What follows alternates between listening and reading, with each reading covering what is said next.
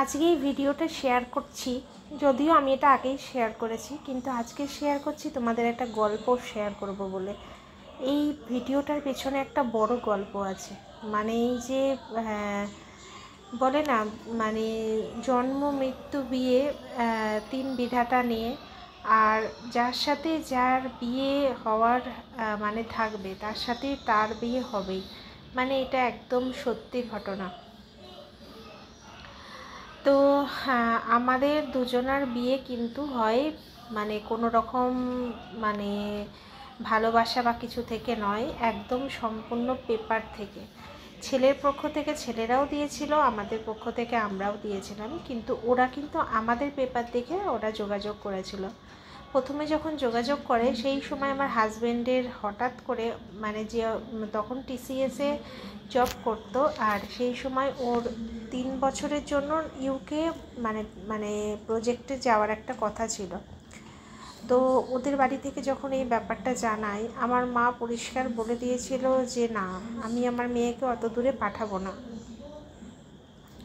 তারপরে সেটা জানার পরে ওরা আস্তে আস্তে ধরে নাও বিয়েটা ওদের সাথে পুরো কেটে যাওয়ার মতোই, মানে পুরোই কেটে গেল।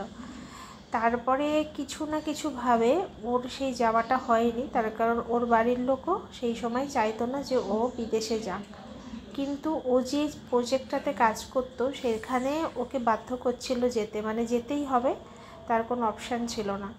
তখন বাধ্য হয়ে ও টিসিএস ছাড়ে এবং আর একটা কোম্পানি জয়েন করে। তো সেই সময় যখন জয়েন করে, ওরও কপালে এমনই সেই সময় বিদেশি নাচ ছিল, মানে যেতেই হবে, কিন্তু সেটা 1 মাসের জন্য। যখন ওদের 1 মাসের জন্য অফারটা পায়, তখন আবার ওদের বাড়ির থেকে আমাদের বাড়িতে যোগাযোগ করা হয়, মানে ফোন করা হয় যে 1 মাসের জন্য আমেরিকা যাবে, এবার কি আপনারা রাজি আছেন? তার কারণ ছেলে অন্য কোম্পানি জয়েন করেছে এবং ও 1 মাস পরে আবার কিন্তু বাড়িতে চলে আসবে। তখন আমাদের বাড়ির সবাই আলোচনা করে ঠিক করে যে ঠিক আছে, 1 মাসের জন্য তো হলে ঠিক আছে, কোনো অসুবিধা নেই, যাওয়া যেতেই পারে, কিন্তু সমস্ত কিছু হবে ওখান থেকে আসার পরে, মানে আমাদের রেজিস্ট্রেশন থেকে শুরু করে সমস্ত কিছুই ওখান থেকে আসার পরে হবে। বিয়ের রেজিস্ট্রেশন বা আশীর্বাদ যাই কিছু বলো, কারণ রেজিস্ট্রি করে রেখে বা আশীর্বাদ করে রেখে দূরে চলে যাবে, এটা হবে না।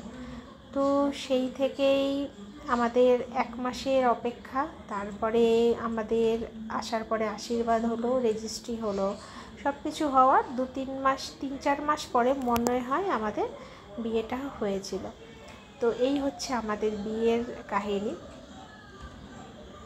তো এর মধ্যেও অনেক ছোট ছোট কাহিনী আছে, যেগুলো মানে কি বলবো, একটা ভিডিওতে তো সব বলা যায় না, সেটাও আবার রেখে দিলাম। তো এই বিয়ের ভিডিওগুলো দেখতে দেখতে তোমাদের আস্তে আস্তে সব ছোট ছোট কাহিনীগুলো শেয়ার করতে থাকবো। তো এটাই হচ্ছে কথা, যার সাথে যা কপালে থাকবে তার সাথে তারই হবে। সময়ের অপেক্ষা, শুধু সময় যতক্ষণ না আসবে ততক্ষণ হবে না। আর আমার সময়টা বোধহয় একটু তাড়াতাড়িই ছিল এই জন্য, কারণ আমাদের বাড়িতে মানে আমার সবথেকে মনে হয় তাড়াতাড়ি মানে পড়াশোনা করে জাস্ট এমএটা পরীক্ষা দিয়েছি, আর তার মধ্যেই আমার বিয়েটা কিন্তু লেগেই গেছিলো। তো ছোট্ট